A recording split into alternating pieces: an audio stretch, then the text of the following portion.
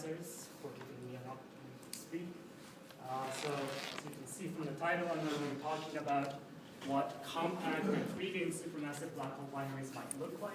I'm going to begin my talk by motivating why we care at all. So this is, just to clarify, this is much more compact than the previous talk. So this is well below the parsec scale, where we actually have a bound compact two supermassive black holes orbiting each other. And so, well, whether or not you believe that black holes or nuclear black holes or their galaxies co-evolve, they certainly do both assemble hierarchically. You know, that galaxies form from smaller galaxies, and because nuclear black holes are in almost virtually every massive galaxy, when massive galaxies merge, usually they should have two or more supermassive black holes. These things should, in principle, merge. So this binary state should get interesting to study in terms of galaxy evolution. If they're observed with gravitational waves and electromagnetic waves, so some people call this kind of the holy grail. So it'll be very interesting to study AGN or AGN-like luminous phenomena where you have information about the central engine independently. So if E-LISA measures something, you know the mass and the spin of the object. And if it's accreting, you know exactly what the parameters of what the supermassive black hole is. And that would be an extremely interesting example of this thing. This is jets or outflows. The accretion luminosity is at Eddington. These things you can determine with a much better handle on what the properties of the central engine are. Now, because the waveform at merger can give you the luminosity distance, and the electromagnetic information can give you the redshift, this essentially allows you to get rid of the distance ladder and measure the distance luminosity, the distance redshift relation directly at data points that are potentially at very high redshifts. So supernovae go out to maybe redshift 1.5 or so. If E-LISA sees a variable AGN and you can convince yourself that this is a gravitational wave, you can identify the object in gravitational waves and electromagnetic waves. You can do this in principle redshift 3 or so. There's reason to believe that you might be able to identify an electromagnetic signature. Whereas all the variability that AGN exhibit, we don't really know what's going on. It's presumably all stochastic and depends on the environment. There are mechanisms in place for a compact binary. So you have the binary's orbital motion, which I'll talk a lot about. So instead of one engine sitting there, you have two engines orbiting each other, sometimes close to years or less. And that is an extremely violent astrophysical environment, gravitation. When the object, the binary finally merges, you're going from hundreds of Schwarzschild radii to a single collapsed object. Now, astrophysically speaking, a very short time scale. So that's another coherent mechanism. When the merger happens, you have the recoil. You're losing potentially a few percent of the mass emitted as gravitational waves. You have things like spins realigning. So these are all things that could change, that could have an effect on the surrounding accretion flow if there is one. And what I'm going to give is a fairly small subsection of the various mechanisms that have been proposed. There's a vast literature on this in the last 10 years. So I'm only going to be talking about a few examples. Now, gravitational waves, while this kind of multi-messenger astronomy is in principle extremely powerful, it's a little bit far away into the future. So I'm going to be focusing on whether or not we can detect electromagnetic signatures of these binaries with time domain surveys without waiting for the gravitational waves. So just a one-slide summary of kind of a cartoon picture of what we think is going on in AGN. This is an edge-on picture of half an accretion disk. Deeper into potential, well closer to the black hole, that's where all the gas is hotter. This is where you're getting UV and soft X-ray in the thermal spectrum. You're getting your optical farther out in the disk, and infrared that could come from the disk or could come from reprocessing. And then hard X-rays, we think in AGN comes from upscattering lower frequency photons. And the question is what happens when you throw a second black hole in the middle of this configuration. And people have done simulations of these kinds of systems. So these are all prograde disk examples. But you see this dominant feature, which is the central cavity.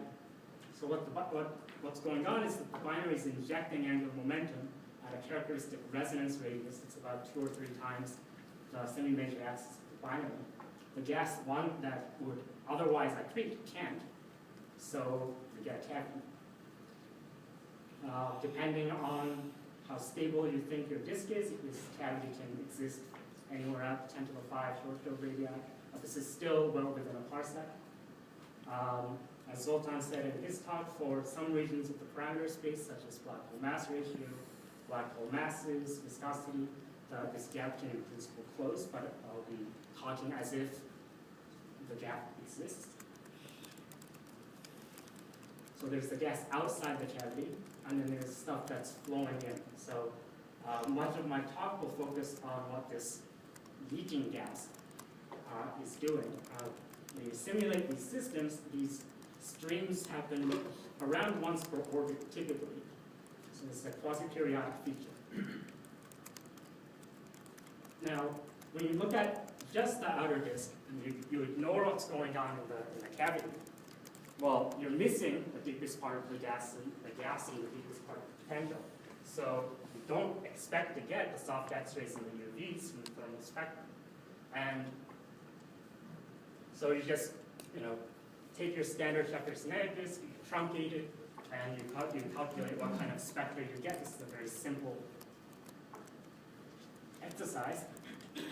And as you would expect, depending on the size of the cavity, so the longer the period, the wider the cavity, the less high-energy photons you get. You can actually get spectra that are completely deficient in UV or even optical. So if you're looking for these things, these could have weird color. They might not exist in soft X-rays. There are some subtle features like pileup at the edge. You can get tidal heating, but kind of to 0th order, you expect very little UV to come out of these things. And again, if the binary is sufficiently wide, the cavity is bigger. Your accretion disk might not emit at all in opticals, and might even resemble a quiescent galaxy.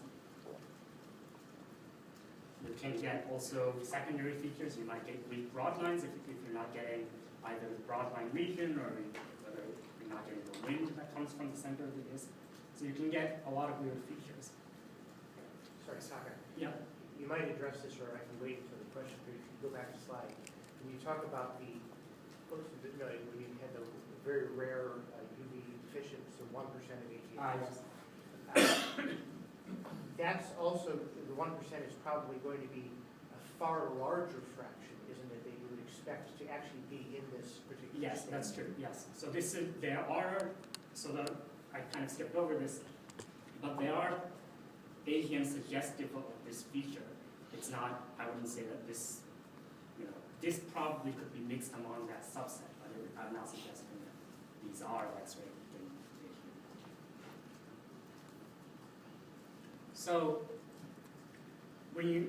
So it's hard. I think Brian Tharis is going to talk in more detail about how hard it is to really understand what goes on with the dynamics and the accretion inside the cavity.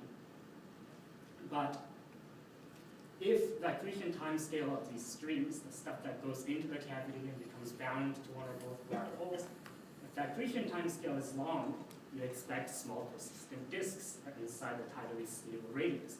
And indeed, for simulations that many of which use, in this case, it's an isothermal equation of state, so the disks are cold, they don't accrete very fast, and you get indeed small disks. And people have suggested if you have 2 AGN accretion disks that are orbiting each other rapidly, you can get all sorts of features like shifted double peaked lines that go back and forth as the system orbits in the line of sight. You can get 2 sets of IRK alpha lines. I'm not going to talk very much about those features, but those are, I just want to point out that they have been, again, there's an extensive literature on this.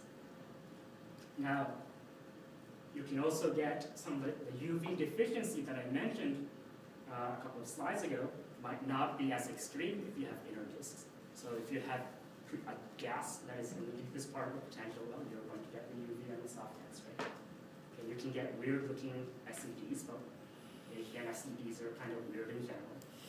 Okay, quick question. Yes?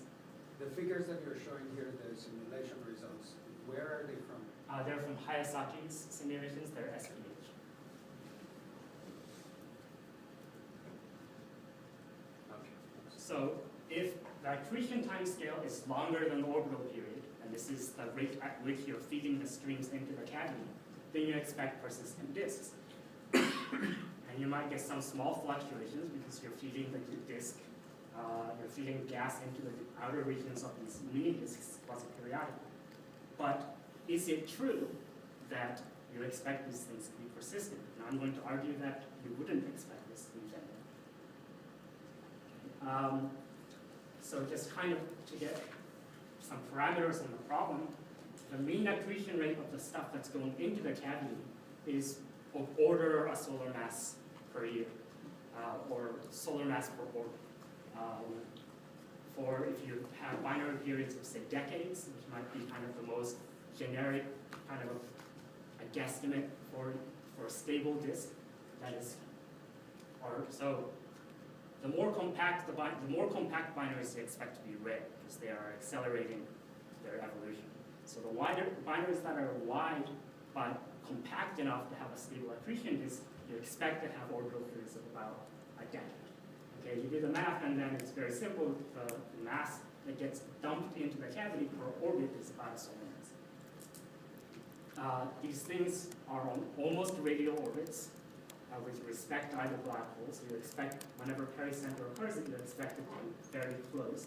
So much closer to the black holes than the cavity. And the dynamics isn't trivial. Some gas gets re-expelled, some is going to be accreted. So because they have high eccentricity, when these things circularize, you're going to have to get rid of all that angular momentum and kinetic energy. Yes?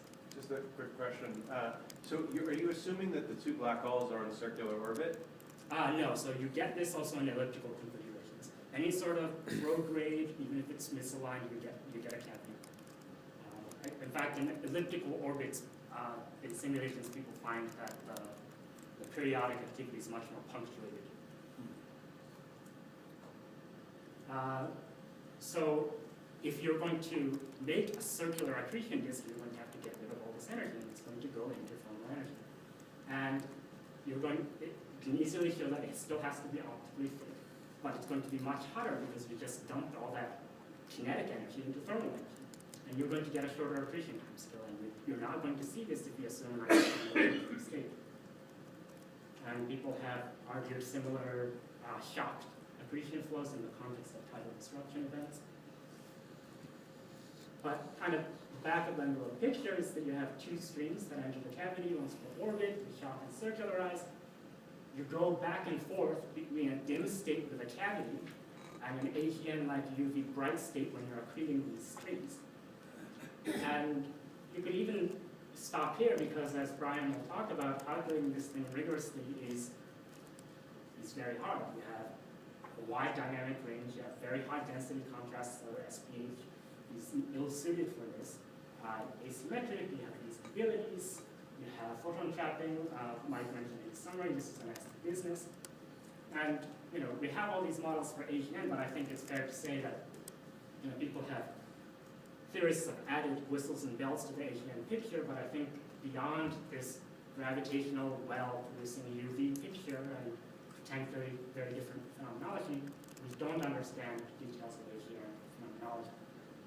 But I had to write a paper, so might as well do a simple calculation.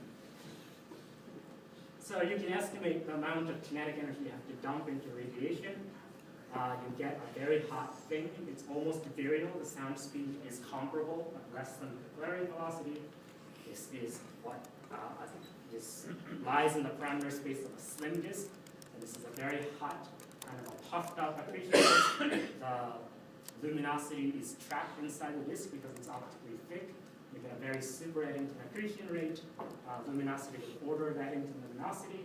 And you can show that for such a disk, for such a hot optically thick disk, the accretion time scale is shorter than the binary period, so you would expect the flares to rise and disappear before the next set of streams come in. And for this top line of equations, this is a very simple, if you assume this thermal profile, and again, because there are thermal instabilities, this is very difficult to calculate self-consistently. But if you just assume this thermal profile, which is a marginally okay assumption because the photon diffusion timescale is comparable to the accretion timescale. So with the big caveat of possible rapid onset of instabilities, you expect this to be a zeroth order, at least initial condition for the thermal profile. This is the so-called textbook solution. There's the thin accretion disk equation, which in Tyndall 1981, we can take out Frank, King, and Rain. Just a caveat, those solutions give you, if you try to compute it, disk properties or an SEDs from those solutions, it will give you infinite luminosity because they assume that the point central object is zero size. The more physical solutions are in the literature. So here, I'm just modeling m dot and the amount of mass in the object, the fraction of the stream that is optically thick, and you expect to contribute to a luminous accretion flow. I consider two different initial gas profiles, just very toy model-like things. One is a delta function, another is an isodensity annulus, which was calibrated so it has the initial mass and angular momentum as the delta function. So this delta function is an infinitely thin torus of gas. You get a rise, and then both solutions go to a parallel. And you can do this analytically, but I'm not going to do that. But you get a t to the minus 4 first, and John Huttingsarm and others have derived similar things. And you can see from the bottom figure, this is an orbital period. You're depleting the thing on a much shorter time scale. This is kind of a toy SED you might get. So it peaks around that into luminosity, and then it decays. Now, if you were thinking of observing this, you can imagine having a few data points along those light curves. You can, I think, pretty much fit any power law decay if you have a partial data set. And again, this is a toy calculation. I'm not suggesting that this is what you will see in nature, but this gives you a taste of what might happen qualitatively. And of course, you don't expect this t to the minus 4/3 in m dot to be reflected in your light curves. But you can interpret this, again, as t to the minus 5/3, t to the minus 1.5, whatever. So basic predictions, you can you're dumping about a solar mass of gas pretty close to a black hole. You might think of this as either a tidal disruption event, the gas coming in a much larger radius. You might say this is like the G2 cloud, except it's much, much bigger. One thing is that you're not limited. Taka, yes. Here the black hole can be more massive than 10 to the 8 solar masses, right? Yes. So it can happen in a very massive galaxy. Yes. And thank you for saving my breath. Flares recur. That's a nice feature, but it's annoying because, like I said, the orbital periods you expect to be long, so you might, tidal disruption events per galaxy, people say 10 to the minus 5 here. So if you see a tidal disruption event happening, say, every couple of decades, that might be, if you 20 years later you see a tidal disruption event like thing in the same galaxy, that could tip you off. But as Sean and other people have said, there are other ways to enhance tidal disruption rates. Yes? These streams, like the TDEs, are coming in on these highly radial orbits, but they're a lot hotter than a star, right? So in terms of the stuff like that Jane has worked on, the circularization, it'd be much larger cross-section for self-intersection and stuff, right? Than Yes, that's right. Yeah, these are much extended, but because the streams are initially cold, you don't expect to see them. So the outer disk on the streams, before this inner accretion stream forms, might be quiescent. M dot can be, yes? What's the time scale that, so you're lumping all the diffusion you get in an orbit into kind of an impulse, but that, I mean, in a circular case, it would be spread out over the entire orbit, I guess, and even in an eccentric case, there'd still be some fraction of orbital period, I guess, that over which you sort sort of create that stream. So it doesn't sound quite like a TDE. Yes, you might get precursor signatures as the stream forms, and I'll talk about that briefly in a second. I'm not suggesting that they are exactly alike, but you might see something that resembles a tidal disruption event, something that is UV at roughly an Eddington velocity, peaking in a power law-ish way with a lot of bells and whistles attached. And it could be potentially annoying. And you can actually do a back-of-the-envelope estimate for how often these things occur in the sky. We know that the merger rate of massive halos and galaxies is something like once per gigayear. The number of orbits that a binary completes while in this disk stage, assuming it's in the disk the entire time, is something like 10 to the 7. That gives you 10 to the minus 2 per year if they are in a disk all the time. And we know that AGN aren't on all the time, so take your favorite duty cycle, multiply 10 to the minus 2 by F duty, you can still get 10 to the minus 5 for a relatively conservative duty cycle. So in principle, this could be a very annoying kind of source. You might be looking for tidal disruption events, and you might get something else. The peak luminosity of this type of flares, are they always close to Eddington? Yes, so for very massive systems, you can go into the sub-Eddington regime, kind of similar to a tidal disruption event. But for low mass, supermassive black holes, it's very easy to get separation.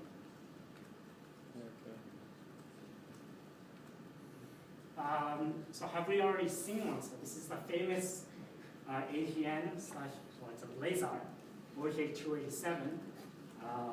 Very serendipitous as they discovered. Goes back to the data goes back to the 1880s.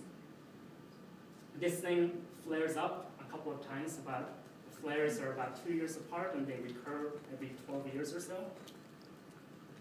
And so Valtonen and collaborators have modeled this as about a 10 billion solar mass object, or 18 billion solar mass object of a certain primary disk. We have a 10 to the 8 solar mass secondary that is inclined and impacting on an eccentric orbit, so that's how they explain the double flares. In my picture of these cavity accretion flares, you can get this generically if you have a binary orbit of 12 years and a cavity in the disk. And I can apply this to a model. I can produce an optical mock light curve, and I can easily just put a 12-year period, and I can get double peaks every 12 years. It turns out that the right mass for kind of a typical AGN disk, the binary mass you need to match the optical dimness for a standard disk model is around 10 to the 9 solar masses instead of 10 to the 10. And because in my model you have streams coming in quasi-periodically, you expect some stochasticity, some spread in the timing, whereas in the disk impacting model, they fit the things like the GR precession. So they're predicting the next flares to occur with weeks accuracy. And if that model doesn't work in the future, that could be one way to discriminate the two models. Like I said, so as John mentioned, as the stream is forming, you might get some weird signatures, and that is actually observed in OJ287. Before the two bright flares occur, people do see some weird flickers of flares. So, now for something a little different. So initially the binaries in this configuration with the cavity. Gravitational wave emission is a very steep function of separation. So once you start emitting gravitational waves and your binary shrinks a little bit, you emit more gravitational waves, or you emit them more rapidly. So you start inspiraling in an accelerating fashion. And eventually you're going to get to a point where the inspiral rate of the binary is much shorter than the viscous time of the surrounding disk. So you expect the merger to occur in a cavity before the disk can fill. ELISA might see something like this. And then you calculate, now that this dam of binary torques is gone, the disk is free to fill and act like, you can think of it as breaking the dam. You can think of it as restoring a regular AGN disk, but the qualitative pictures, you should get the UV and the soft X-rays as in a normal AGN after the merger is completed. And this is kind of a time-dependent toy model for what you might see. You might have something that is deficient in soft X-rays, so it's a 10 to the 6 solar mass binary, and then after the merger occurs, after you see the gravitational event, you have localized the source, hopefully, to some patch in the sky, and you can wait and periodically monitor this patch in the sky to see if an X-ray AGN pops up. Because X-ray AGN popping up doesn't happen all that often, in fact, they hardly ever happen at all, this would be a fairly convincing signature if it would be one hell of a coincidence if an X-ray AGN turned up in the vicinity of where you think your gravitational wave source was. Again, these things, when they fill, tend to be super Eddington. You might get possible outbursts and jets, in which case you might see some radio developing. Depending on how you model the merger rate, these things could be going on at distinguishable variability. There used to be a monotonically brightening source, maybe doubling in luminosity, say, over a period, over time scales of years. So something pretty extreme, even in a wild world of AGN variability. What mass is the 1 to 10 years? This is 10 to the 6 comparable mass. 10 to the 6 solar mass is comparable mass, is you would expect. So you can see some 9.2 years is what Milosavljevic and Finney predicted for their simple calculation. And this is a slightly less simple, but still very idealized toy calculation, where you can see some of the rising might be observable much earlier than the 9 years. So it can be, depending on the parameters of your system, it can be 2 years, it can be 20 years. So just to summarize, we care about supermassive black hole binaries, or we should care, because if we observe them, they are potentially the scientific yield is extremely high, especially if we can also observe them in gravitational waves. You can get various features. The cavity might make your thing look quiescent and not like an AGN at all. That could be annoying. You can get quasi-periodic streaming. You might get tidal disruption event-like things that are popping up in the sky. Because the all-sky rate might be comparable to tidal disruption events, this could be very annoying also. You can have X-ray AGN popping up after the merger. And again, this is just a subset of the various things we proposed. And we might not have to wait for gravitational wave detectors. These things, in principle, if they occur in nature, they should be observed with things like LSST or Irosita. They might even be mixed in among the tidal disruption event candidates. So I'm going to leave you with that.